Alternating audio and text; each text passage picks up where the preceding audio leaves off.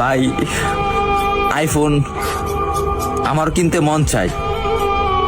বাবার একদিন বলছিলাম, বাবা আমার একটা আইফোন কিনে দিবা।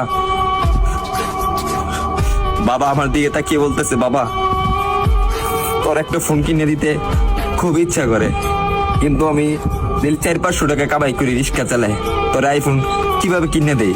ভাই কথাগুলা আমার জন্য বলতেছি না, আমার মতন হাজারো মধ্যবিত্ত ছেলে আছে তাদের জন্য বলতেছি। আরে ভাই আমার আইফোন আছে সেটা আমি মানি, কিন্তু সবার তো আর আইফোন নাই। কিছু পোলাপান আছে নতুন নতুন শার্ট পরে, নতুন নতুন প্যান্ট পরে, নতুন নতুন সানগ্লাস পরে, 2 দিন পরে পরে আইফোন পাল্টায়।